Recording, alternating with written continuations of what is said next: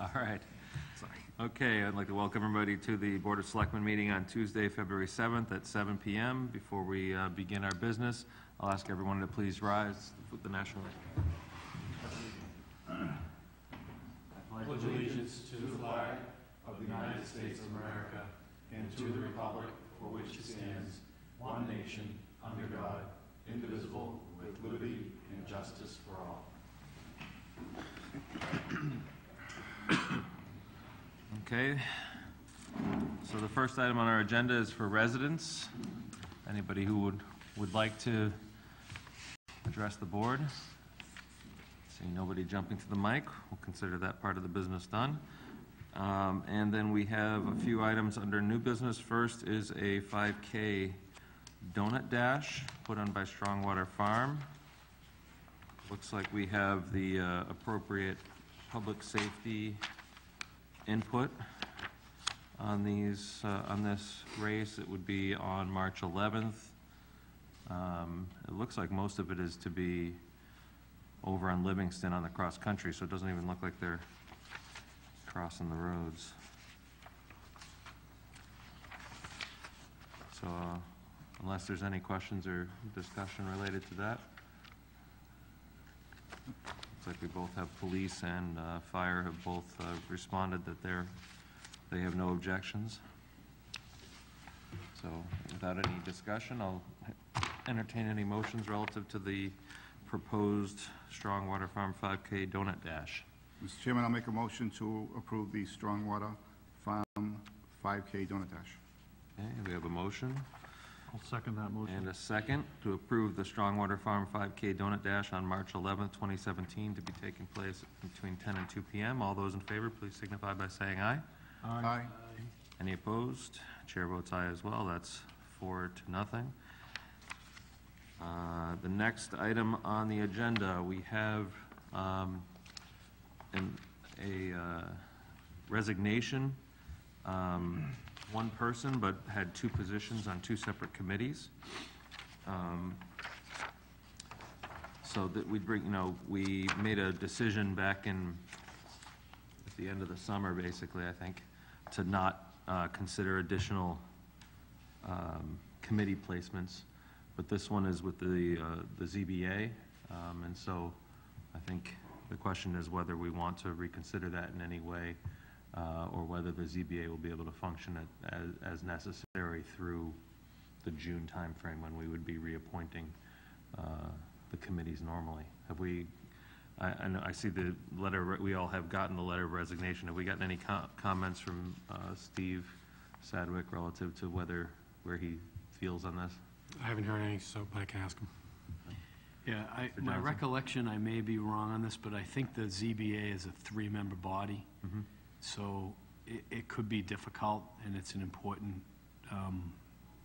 body for the town. Mm-hmm. So my view would be we should think about it in terms of filling the vacancy, and I'd also, I think, remind my colleagues that with respect to the ZBA, I believe we've made one or more appointments to the position of associate member for the very purpose of kind of creating bench depth. Right.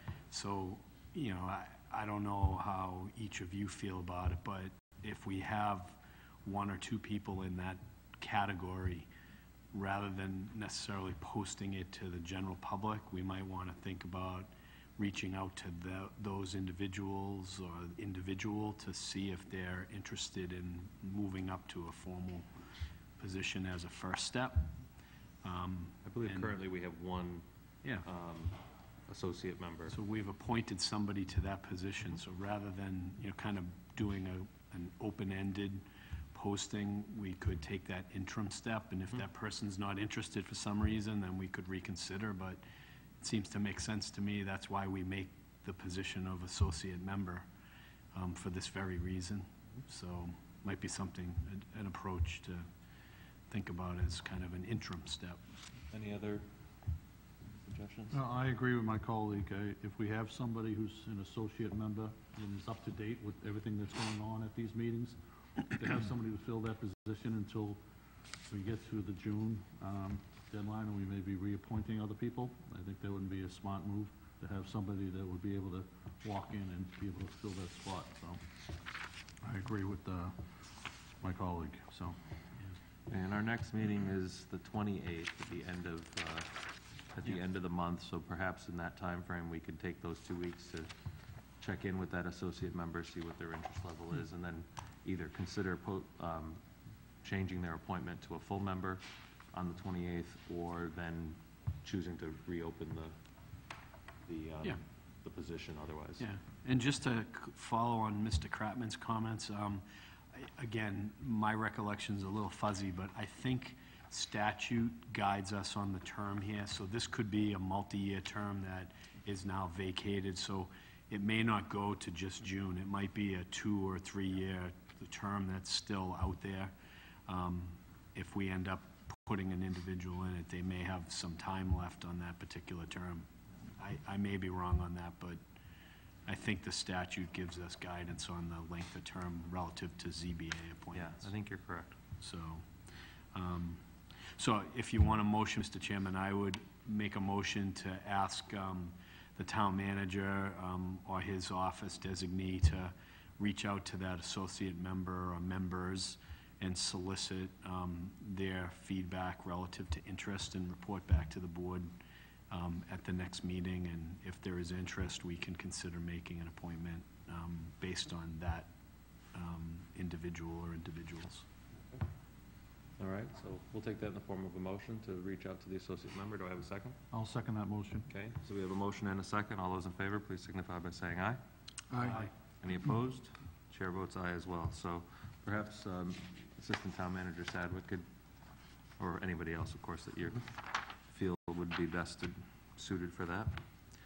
Okay, so that actually is item 3 and 4, because that gentleman, and of course we should mention that this is Mr. Dunn, who has served very well on both committees. I know Mr. Johnson, he serves with you, or has served with you in the Zoning Bylaw Review Committee. And we thank him for his service on both of those committees that he served on. So just to follow on that point, Mr. Chairman, the bylaw committee, we benefited by having a member of the Zoning Board of Appeals on the committee itself, but I believe when we posted the mission statement and sought resident participation, it wasn't limited to the Zoning Board of Appeals. So that would leave us with a vacancy, but any interested resident could potentially apply for that. And I don't know what the board's thoughts are relative to, again, as you mentioned in your opening comments, filling that now or just waiting until June when we begin the process for everything else. Yeah, I know my sense is that as soon as we open this up for the Bylaw Review Committee, then that sort of pushes us towards opening it up for the rest of the committees. And I get the sense that that committee can survive on its 4 members until that time frame, whereas the ZBA, as you point out, is a little bit more pressing. So unless anybody wants to make a motion relative to opening appointments to the Zoning Bylaw Review Committee, I'm less inclined myself. We can wait. If the committee begins to get a sense that that's impacting, a quorum issue or, some concern relative to process, I'm sure that the committee can raise its hand and ask the Board of Selectmen to reconsider that thought process. Okay. All right. We're going to jump over item 5 relative to the debt exclusion. So, Mr. Montori, there's a few other items you have there under your section. Sure. If we can start with senior town council invoice, get that out of the way. I'd ask the board to approve senior town council's bill for the month of December in the amount of $8,731.68. I'll make a motion, Mr. Chairman, to approve the recommended amount payable to senior town council. I'll second that motion, Mr. Chairman. Okay, we have a motion and a second to approve the invoice for senior town council in the amount of $8,731.68. All those in favor, please signify by saying aye. Aye. Any opposed? Chair votes aye as well. Next, I'd ask the board to approve town council's invoice for January 1st through January 15th in the amount of $2,592.50. Make a motion to approve, Mr. Chairman. Okay, we have a motion to approve. Do I hear a second? I'll second that motion. Okay, we have a motion and a second to approve the invoice from town council for the period of January 1st through January 15th of 2017 in the amount of $2,592.50. All those in favor, please signify by saying aye. Aye. Any opposed? Chair votes aye as well. Mr. Chairman, just, if I may, minor suggestion, just thought process, stream of thought. I understand the history behind this. For some time ago, before some of my colleagues were even at this table, we felt the need to ask senior town council to give us detailed invoices. But as we've moved to the paperless age, I know we each receive a copy of the agenda electronically. I don't know if it makes more sense to streamline this process. Maybe since the invoices are sent electronically, we could ask, make it a little bit easier on our staff and stop copying. Just do a the full just do document, a maybe summary do the top page. page or Okay. whichever page you're going to be Yeah, we can do that. asking for, because we can each review this without sitting here and having 25 pages of paper. It's a lot of paper each week or every meeting. Yeah, similar to the town council invoice of a Yeah. single page. And if there's questions, we can always ask, but at this point, those questions have become fewer and fewer over the years, so, and yet we are getting all the information in a different form, so that might be something just to Yeah. kind of make it a little bit easier, Perhaps a summary page would, if everyone's comfortable with that. yeah, I think that's a great suggestion. 20 pages is a bit much. It's a lot of paper every 2 weeks, yeah. Okay, So, all right. So what Next else do you item. got for us? Okay, I'd sent the board a copy of the MSBA feasibility study agreement that needs to be signed and sent back for the Trahan Elementary School. The feasibility study agreement is a standard agreement that MSBA uses. The agreement essentially outlines, one, that the town will conduct a feasibility study, the town will hire a designer using MSBA guidelines and procurement procedures, using their standard contract and RFP, that the town will hire an OPM, again, following their regulations and standards and procurement. The reimbursement rate is set forth in the feasibility study agreement. The reimbursement rate for the town will be 52.06%, or a maximum grant of $572,660. The amount we have approved and budgeted for is $1.1 million to undertake the study. The budget breaks down to be $176,000 for the owner's project manager, $833,000 for the designer who will undertake the feasibility study, $66,000 for environmental and site testing, and then a miscellaneous other category of $25,000. So the agreement is similar to agreements that we have signed in the past with MSBA. It's their standard agreement if we choose to be within their program and receive reimbursement. So I'd ask the board to both approve the feasibility study agreement as presented and authorize me to sign the agreement and send it back to MSBA. That would be in two separate motions, or you'd be Sure. comfortable? I don't know if any of my colleagues have any questions relative to the MSBA agreement. Just one Mr. Johnson? sort of question, but I guess for public consumption, just a little bit more clarity. Speaking to the agreement, it speaks specifically to the Trahan Elementary School. So I know there's been talk in the community about multiple projects, different schools. Just to remind people where we are, I think you sit on the building committee, so you probably have a little more detail, but why is this limited just to the Trahan School? The Trahan was the primary school that was chosen to move forward through the process. MSBA has made it clear that if we choose to combine schools or make changes to the configuration, that they would be open to that during the feasibility study process. But in order to move this forward, one school had to be chosen as the primary school. Other question? My only question, this is, the reimbursement rate is just simply on the feasibility study that's here? As of right now, the agreement has it for the feasibility study, and it's broken down in Exhibit C. Right. I'm not sure if that would change going forward with construction. It could, but right now it's the 52.06. Yeah, because I just look at the incentive points that I presume are only relative to construction when it comes to things like maintenance and green school and things like that. Correct, and they may have other things to add in there, so. So the 52 is probably, going forward, would likely also be the base point, the base reimbursement for the actual construction, and then subject to additional incentives? It could be. It could be.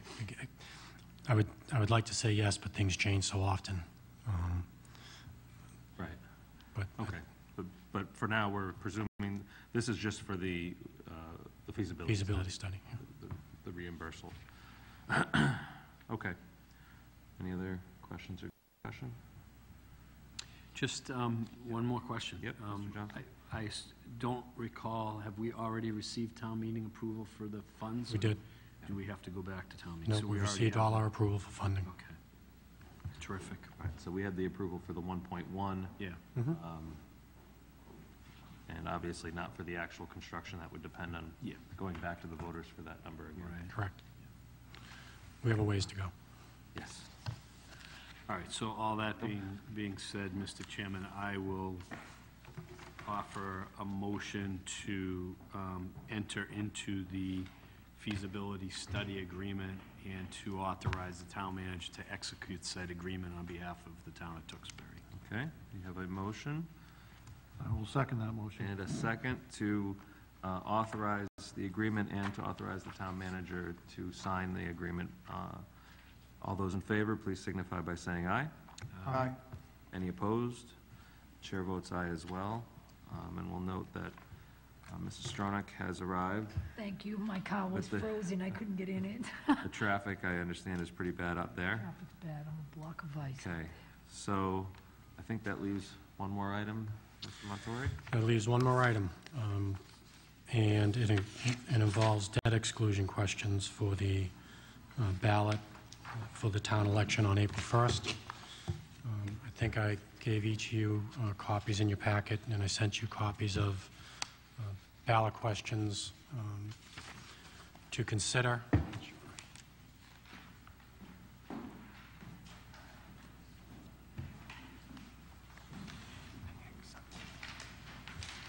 Thanks. I appreciate you holding that.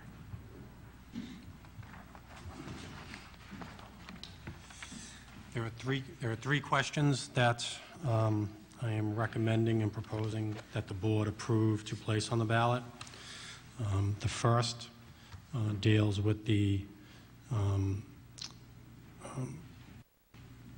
debt exclusion for the Center Fire Station.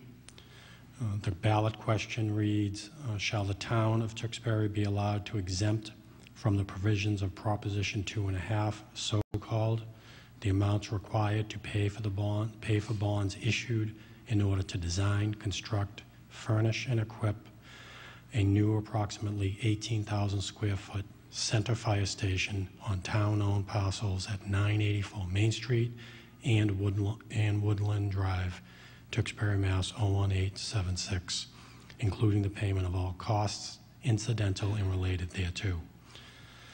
The ballot question that I'm presenting is similar to ballot questions that we have used in the past for debt exclusions, specifically the high school, the athletic field at the high school, and for the 50% shift in sewer debt. It is also language that mirrors language proposed by the Department of Revenue in their guidance on Proposition 2.5 and Proposition 2.5 questions. The ballot question was sent to bond counsel for review, and she has approved it. So that's the first question. As I mentioned in the past, we are currently projecting the Center Fire Station to cost approximately $15 million. We have a conceptual cost estimate at the moment for a new Center Fire Station that is $13.3 million, but that does not include the cost of demolishing the current Center Fire Station and doing any site work to provide parking and an access road. So right now we're still looking at approximately $15 million. That could go up or down as we get closer to making more formal presentations prior to the local election, and we'll do that. We should have final or better numbers by the end of February. So this is a start of placing this important question on the ballot and addressing the Center Fire Station, and we will spend more time after tonight, if this is approved, educating the residents on what we're asking for. Question 2 involves the DPW facility. Again, just bear with me reading the question. Shall the town of Tewksbury be allowed to exempt from the provisions of Proposition 2.5, so-called, the amounts required to pay for bonds issued in order to design, construct, furnish, and equip a new approximately 25,000 square foot DPW facility at 999 Whipple Road, Tewksbury, Mass. 01876, and to also renovate the existing DPW facility at 999 Whipple Road, Tewksbury, Mass. 01876, including the payment of all costs incidental and related thereto. And the reason why this is worded the way it is because we will be building a new buildings on the site for both storage of vehicles and for new mechanics bay, cold storage, things of that nature. The existing facility will be renovated, obviously for office space, employee space. One of the bays converted. The plan right now is one of the bays will be converted into a wash bay. Now that could change, and the wash bay will be in the new building, but these are the things they're thinking about right now. We are working with King Associates, who is who was the architect on the town hall, and they should have a feasibility and conceptual plan and cost completed by the end of February. Right now, we're using the cost amount of $10 million. I have a feeling that in the end, by the time we finish the project with the wash bay and all the things that are needed to be done, it's probably going to be a little bit higher than that. But right now, we're at a cost estimate of $10 million. But I would caution everybody that that's probably going to go up. So that's ballot question number 2 for the DPW facility. And then ballot question number 3, shall the town of Tewksbury be allowed to exempt from the provisions of Proposition 2.5, so-called, the amounts required to pay for bonds issued in order to design, purchase land, and construct improvements to the town center located in the general area of Main Street, Pleasant Street, and Dewey Street, Tewksbury, Mass. 01876, including the payment of all costs incidental and related thereto.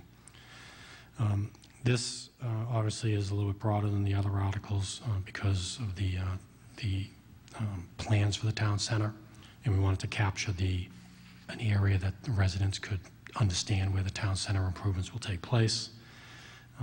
The cost of the town center, again, we're finalizing those numbers and should have something again by the end of February. A lot's going to depend on if we are able to come to an agreement with landowners that may be interested in selling their property for development in the town center. We're working through appraisals of several of those properties as we speak, and then just understanding what are the infrastructure improvements in the area and putting a cost to that. So again, we're working through that, and hopefully we'll have numbers by the end of February, and we'll spend the month of March educating residents not only on this question but the other 2 questions. And that's it. In this project, it's hard to pinpoint the dollar cost. It could be anywhere from $2 to $4 to $5 million, depending on the property that we end up purchasing or come to agreement to purchase within the town center. And before I ask my colleagues if they have any questions, I just want to note, many people might ask on the ballot question why there's no dollars associated with the ballot question, but this is a standard process where the ballot question in the local election does not have a dollar value. And then when we go to May town meeting, which is the second step for approving this process, that's where the dollar value would be attached. That's correct. Again, ballot questions that we've used in the past in town for debt exclusions have not had dollar amounts, and the language that was recommended by the Department of Revenue did not have any dollar amounts, and that is specifically because you go to town meeting with a more specified amount. And in the future, if for some reason you need to go back for additional funding, you don't have to go back to the ballot, you just have to go back to town meeting. All right, any other questions or comments about any of the 3 proposed ballot questions? I have no comments.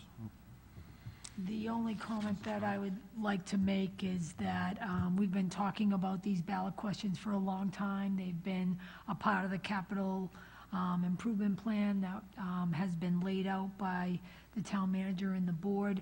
And I know that some people may be like, oh, what's a wash basin? And I remember I was educated by Selectman Crapman that that will help us maintain our vehicles and extend the life of our very expensive fire engine. Fire among engines and other. DPW, yes. So I know that you highlighted that, but you highlighted it because it's really important to maintaining the things that we have. And I think that these ballot questions lay out some of the things that we're trying to do, which is trying to maintain the things that we have, as well as renovate some of the things that need to be done. So I just want to thank everybody for their work on this. I know that these questions look simple, but I know a lot of thought goes through them, so I appreciate the efforts of you and your staff. And Mr. Chairman, if the board is inclined to vote to put these on the ballot, I'd ask that they make them subject to senior town council's final review. He just hasn't had a chance, I haven't had a chance to give them to him, and I'd like to have the finance director look at them too. Any other comments or questions? Just, Mr. Chairman, just to kind of follow on your comments, because of the lack of financial specificity within each question, I think it kind of makes it necessary, and I know the town manager spoke to this, that we be as transparent as possible with respect to the costs of those, each project. So I don't know if you're prepared this evening to speak to that, Mr. Montori, relative to, how you would do it. In the past, I think we've had, for lack, not a formal public hearing, but informational sessions or some kind of presentation relative to, these kinds of questions, so that interested parties can maybe get a little more detail about the specifics of each project and their associated costs before we get to the ballot question. So, I don't know if you've thought about that. No, I have, and I think once we get better information on the costs, and again, I hope to have that wrapped up by the end of February, at the board meeting and first board meeting, hopefully in March, I'll be able to make a formal presentation on that at the board meeting, and then at least 1 or 2 other public meetings where residents can come and ask questions, similar to what we did, at least from my standpoint, what we did with the shift in debt for sewer. We held some public meetings, but also really modeling the approach that the high school building committee took when they were successful in getting the debt exclusion passed for the high school. They did an outstanding job and did a lot of legwork and education of the residents. So there'll be a series of public meetings, but also I'll utilize the selectmen's meetings to make sure the information gets out there, as well as talk to the press and see if we can get as many articles on the issue as possible. So that'll be the month of March. Okay. Anything else? All set? Yep. Yeah. And I'll also just add on to that, and particularly for the town center ballot question, I know that as the chair of that committee, there's an intention to come back with, once the final plan, which we are promised by next Friday, to bring that both not only to this board as a presentation, but also to the planning board and to the finance committee as well, to get that an opportunity for the public to hear the presentation relative to the town center in particular. But I agree, it's important that we get that information out as frequently as possible. So I know I'm stating the obvious, Mr. Chairman, but I'll remind the public who might pay attention to this or read news reports or some other information gathering relative to actions that we might take in the next few minutes. Our actions this evening would simply vote to potentially put this on the ballot. The ultimate decision maker is the residents who participate in the voting process. They get to say yay or nay to what we're asking for here. Our vote tonight doesn't bind the town to actually expend any funds in any way. It's simply giving residents the choice relative to proposed projects, the three that were referenced, and it's probably worth underscoring that you know, the vote is to give the authority to the residents to take action. Yeah. No, and it's important, thank you, and that it's also important to note that that's the first step of two. Yeah. So the residents have two shots at this, first at the ballot, and then at town meeting, and both have to be in the affirmative in order for the projects to go forward. Mr. Montori, not to put you on the spot, we're talking roughly in the $30 million range for the three projects. What's do we have a ballpark on the sort of average tax bill hit on something like that yet? Or we'll have that in February when the numbers are more solid? Yeah, I can definitely have it for the next meeting, even without the numbers being solid. With just using 30 million, I can do that. Yeah, so sometimes all of us have difficulty wrapping our arms around 30 million, but if that's, you know, $150 a year on our taxes or whatever that number is, I think that'll be helpful for people to understand what the actual pocketbook hit is. Okay. Mr. Chairman, just one Yes. last comment. I wasn't going to say anything, but it came back to me. With question 1 and 3, the timing of it is very important. I consider, since that there's going to be a project that Mass DOT has in the books, that they have a project where they're going to be resurfacing 38, going from St. Williams down to Old Boston Road, that's going to be going through this area. So the timing of getting these things approved and doing our infrastructure while this is going on, I would hate to have a project go through, resurface a roadway that hasn't been done in 20-something years, and then have us come back a couple of years later and say, oh, by the way, we're going to tear it up again because we're going to build a new fire station, we're going to do this, we're going to do that. So if we can tie these things all together while we're doing this infrastructure, if we're going to look into our town center over, this is the time to do it. Because once again, we can tie into that project. Maybe we can have them do a little bit more work for us as part of it. You know, as they're designing their projects, it's only 25%. But, you know, once again, the ask can come in as we're designing these type of things of, you know, widening, doing the driveways. If we're going to move a fire station, when they're doing this roadway reconstruction, they're going to take that into consideration of making it the safest way to get the fire trucks out. So the timing is critical as we're doing these type of things. So I just want to make that aware to the public. Well, thank you. Excellent point. Excellent point. Yeah. Okay.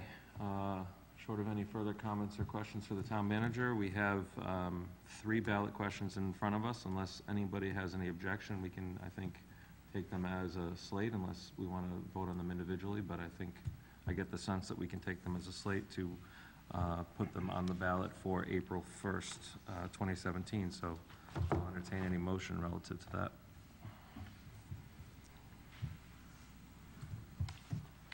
Mr. Chairman, I will make a motion to put ballot question 1, ballot question 2, and ballot question 3 as presented by the town manager and approved by our bond council for vote on April 1st, 2017, subject to the approval of our senior town council.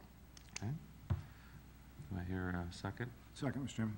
Okay, we have a motion and a second to place the 3 ballot questions as presented for the town election on April 1st, 2017, subject to review of senior town council. Just Yes, subject, Mr. not Murray. just review, Oh, but I'm if sorry. he has any changes needs to make, Right. to be made. Okay, or any changes to be made by I senior will town council. make the amendment to have subject to review and necessary changes. Okay.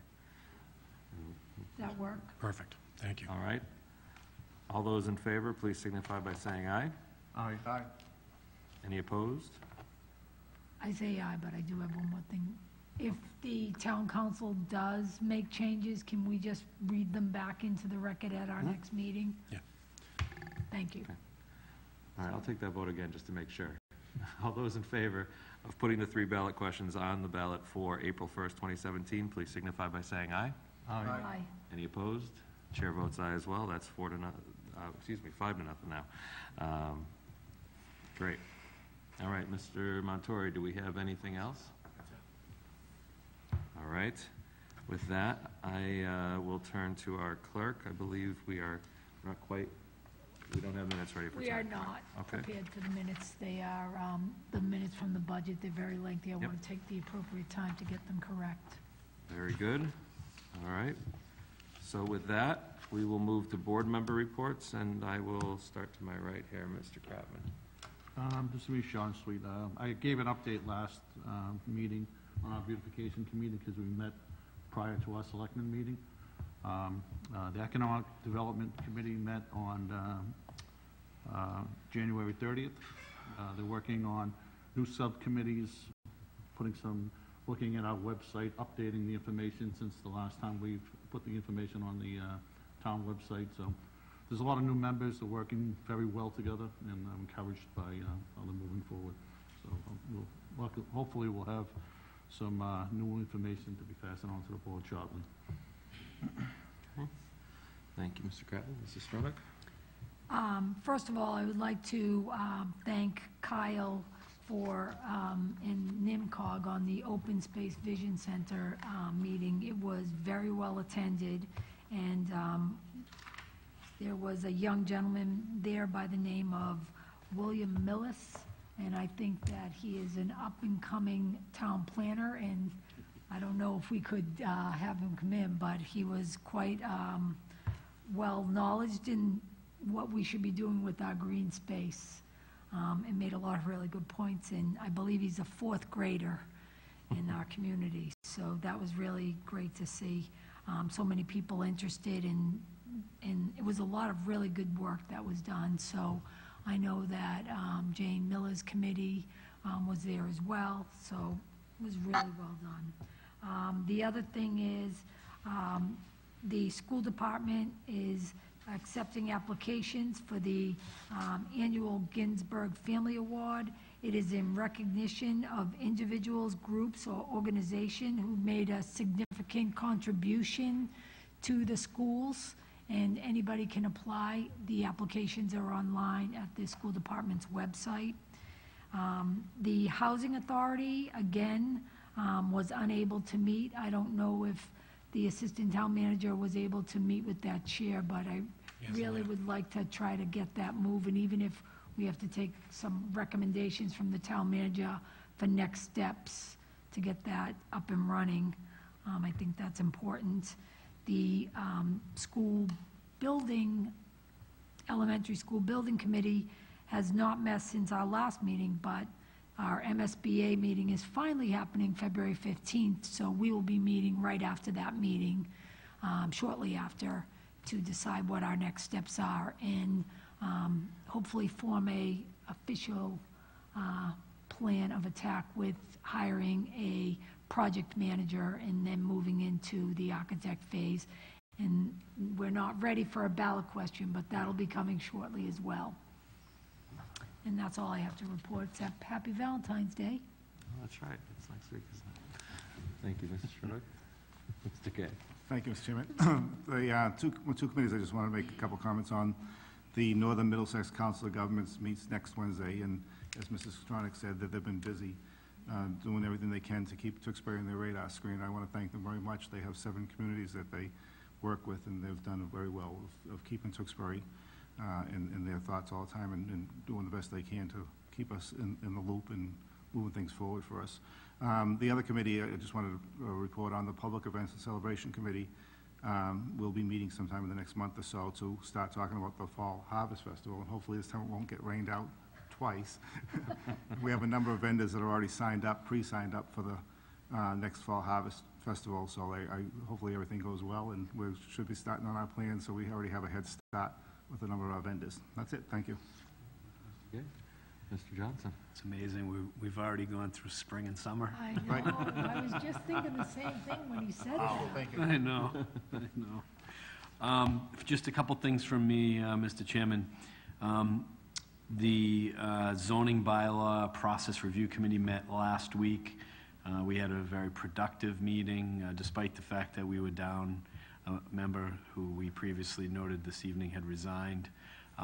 We're fortunate to have the services of a very experienced, actually team of consultants working closely with us, and the focus of that discussion last week was largely to clarify for the consultant some of the approach and philosophy behind what they're doing for research and how the committee wanted information presented back to us for consideration. So they're going to do the consultants are going to do some significant heavy lifting, and this was a touch base with the committee kind of discussion to have that give and take from the standpoint of what outcome we were looking for in terms of presentation and data points and things of that nature. So it's an ongoing process. This is not a fast-track item. It's going to take some time. While we have an ambitious goal, I think our target is probably in the fall at the earliest, and it's probably unlikely that we'd make the fall this year, although we could potentially. So it's not a fast track April kind of thing or May town meeting type of item. The second thing I'd mention is the Community Preservation Committee met also last week, and while I was not able to attend the meeting, I understand that all of the proposed projects that were seeking various levels of funding were reviewed by the committee and approved at that level, the committee level. That will require presentation through the town warrant process to town meeting. And in fact, if I have my facts right, I think 3 of the projects actually were under the number that was originally estimated. So in terms of safeguarding the resources of the Community Preservation Fund itself, there was some good progress made in terms of estimates of cost associated with a number of those projects. So I don't think, Mr. Montori can clarify, but I don't think the committee likely is going to meet again until we get ready for the May town meeting at this point. So that's kind of my summary on those 2 committees. Just very quickly, I would note that in a positive, continuing positive stream of thought, I'm aware, I think my colleagues are as well, but for the town's consumption, our police department continues to excel in terms of securing grant funds. Lowell General Hospital recently announced that the police department will be the recipient of, I think it's a $10,000 grant, so no small sum.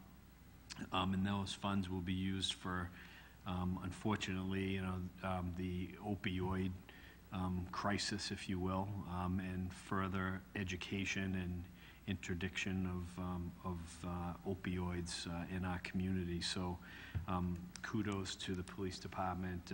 Their reputation obviously is outstanding in terms of their efforts to combat this unfortunate issue, but we're repeatedly getting recognized by different groups in terms of funding for efforts in that regard. And then lastly, in a similar way, we spoke last week, or last meeting rather, as part of the budget presentation about the status of our public library. And, you know, hopefully if our budget as proposed by the town manager makes its way through the process and is funded as is recommended by the town manager, our library will be out of the danger zone, if you will, relative to waivers. What I found very positive was an article in the newspapers in the last week or so relative to all of the grant activity from the Cultural Council and multiple grants, a series of grants, and more importantly, all of the programming at the library that comes from those specific grants. And the story sort of encapsulated the community involvement at the library and underscores the importance of the public library within the fabric of Tewksbury as a community and how many people are taking advantage of our public library. So to me, that was refreshing to see, not a surprise in terms of the good work that our library director and her team are doing, but it ratifies in my mind why it's so important to strive for that budget level that gets us out of waiver status and continues to help our library to flourish within our community, because it's pretty obvious if you look at all the evidence that Tewksbury residents value our public library enormously, and I think the proof is there that they're using it. There are numbers that, you know, I forget what the census numbers look like, but it was quite impressive with respect to how many people are accessing our library. So worth noting, and I'd ask the town manager just to, again, commend our library team and our police leadership for, you know, chasing, number one, these grants, and number two is you don't get them if you don't use them and use them effectively. So it's pretty clear that their leadership is executing on that, and they should be recognized for that. So those are my comments for this evening, Mr. Chairman. Thank you. Okay. Thank you, Mr. Johnson. My only update is relative to the town center. Again, as I mentioned a little bit earlier, we are expecting the final plan from our consultant after the last public meeting. We're expecting that plan to be received the end of next week, and that will then we'll meet one more time as a committee to review that, and then there'll be a process of presenting officially to this board, of course, because this committee was formed from the Board of Selectmen, but then also going back to the Planning Board and the FinCom to talk about those issues that are specific to those two bodies, and then again, similar to what Mr. Johnson was mentioning relative to public sessions, that the committee intends to bring forth additional public sessions to give opportunities for more input. It's been a long process of a lot of public input and meetings and Facebook posts and all sorts of opportunities for people to put in their ideas relative to the center. So it's exciting that tonight we authorized to get that on the ballot, and hopefully we continue to move forward with that, because I think it's going to make a pretty significant difference to our community. So with that, our next meeting is February 28th. We're taking a few weeks. There's an extra week in between there due to the school vacation. And other than wishing everybody safe travels if they're going anywhere, with that, I'll ask for a motion to adjourn. So move, Mr. Chairman. Second. Okay, we have a motion and a second. All those in favor, please signify by saying aye. Aye. Opposed? Chair votes aye as well. We're adjourned as of 7:48.